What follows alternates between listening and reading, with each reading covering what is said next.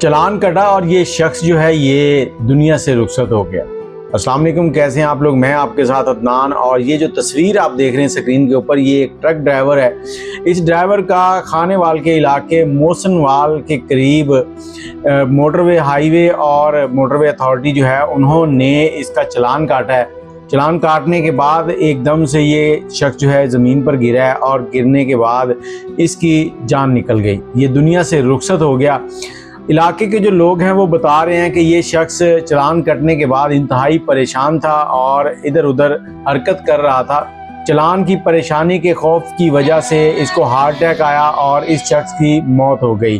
अब जो 1122 है उसने इस शख्स की लाश जो है उसको नज़दीकी हॉस्पिटल शिफ्ट किया और ये 20 अक्टूबर का वाक़या है। इस वक्त जो पाकिस्तान में लोग हैं उनकी जो खरीद की सकत है ना इंतहाई ज़ीरो है।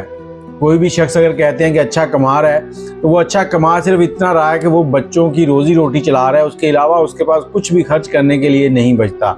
आप इस पर क्या कहते हैं, अपनी राय ज़रूर दीजिए। अल्लाह हाफिज़।